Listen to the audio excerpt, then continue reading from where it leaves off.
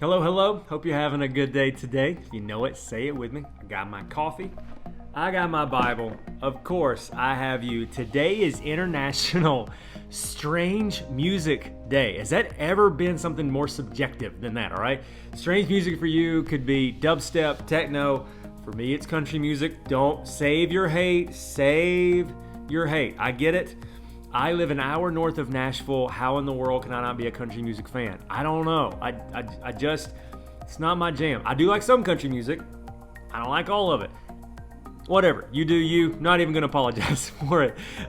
Welcome to Colossians chapter 3. I want to say something to you, and I hope it comes off right. I don't know. I hope it's not a downer. I hope it's an encouraging thing.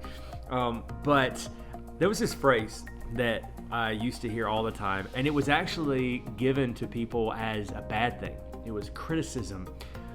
But the more I live in this world, the more I would love to be criticized in this way. It was this phrase. It was this one. It was, that person is too heavenly minded to be any earthly good. Yeah, I want to say it again. That person, and this is a bad thing according to these people, this person is too heavenly minded to be any earthly good. And I'm sure there's a way you can frame that, and someone can probably go way so overboard in some kind of way that make it weird, you know? I'm sure. I mean, any of us, you give us a moment, we can make anything weird, right? I mean, but it was supposed to mean something bad, all right? And I remember going, yeah, that's not good. But then I went to a few funerals, you know? And I saw funerals of people who had like really old when they died, and then I saw people who were really young when they died. I saw people who were sick when they died. I saw people who died suddenly. I've seen it, a lot of things. And you know, the thing that was the same is that when you're sitting around the table, you know, they're usually in every one of these funeral homes, they have like the kitchen area, and that's where people will go sit. And I love sneaking in there and sitting, not because I'm trying to eat their food, but that's where the real conversations happen. You know what I mean? Everybody's sweet and nice when they're in the parlor, you know, but they go back in the kitchen and they're saying, hey, whatever you do, don't eat that because that came from Aunt so-and-so and everybody knows she's hateful. I'm like, what does that have to do with her food? I don't know, but that's the entertaining part, whatever. I grew up as a pastor's kid. I was at way more funeral homes than I should have been, so whatever. But you know what I never hear people talk about? Oh, if they just been more earthly minded. No, rather, they're talking about heaven. Talking about the realities of heaven. And it made me think about this verse in Colossians chapter 3, verse 1 and 2. It says, since you have been raised to new life with Christ, set your sights on the realities of heaven, where Christ sits in the place of honor at God's right hand. Think about the things of heaven, not the things of earth. Now, the amazing thing about this is when Paul wrote this in the early church was experiencing such persecution that doesn't happen in a wide way in the United States. Now, it happens in other parts of the world. We need to pray for those Christians who are dealing with this.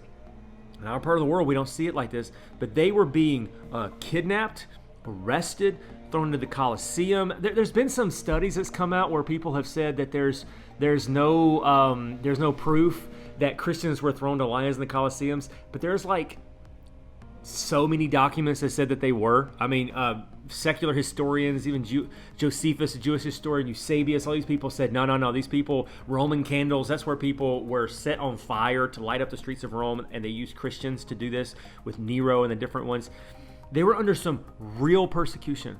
And so if anybody needed to be streetwise, if anybody needed to learn how to navigate the halls of power and all this kind of stuff, you would think it would be the early Christians, right? Because they had to learn how to navigate this stuff to save themselves. And Paul's going, yeah, there's a place for that. But you really want to find the secret? Don't focus on being so earthly savvy. Focus on the realities of heaven, because unfortunately, way quicker than you probably would like to realize, this life is going to be over. And can I say it like this, and I mean it with all respect? You're going to be dead a whole lot longer than you're going to be alive. So doesn't it make sense to focus on heaven? Now, that doesn't mean that we don't we don't deal with our obligations on earth. And I don't want to die a day sooner than I'm supposed to. You know what I mean? I want to see my kids grow up. I want to watch my wife get old and make fun of her, and her do the same for me. I want all those things. But all of that pales in comparison with the realities of heaven. And I want to say that if you are focusing on the world, you'll be depressed. If you focus on heaven, you'll be at rest. Because heaven gets clearer the darker the world gets. And I think more than ever, we need to remember that. When you focus on the here and now, you'll get depressed. Focus on heaven, you'll be at rest. I love you so much. I don't know how this is going to hit you. It brought me so much encouragement today. Tell you what I do know, and that is that if they don't stop cutting grass at 3 o'clock every day, we're going to have a conversation. This is like the third day in a row. But you know what? God still loves us. He loves you too. I'll tell you this. God's not mad at you. You're probably doing better than you realize. You know why? Because you got up one more day. And I love these people. In Jesus' name, I love them. It's going to be okay. I love you so much. I hope you have a great day. I'll see you here tomorrow. And apparently we're going to see them too. The grass cutting people, they're here every day now, apparently. I love you so much. See you tomorrow on Daily Hope.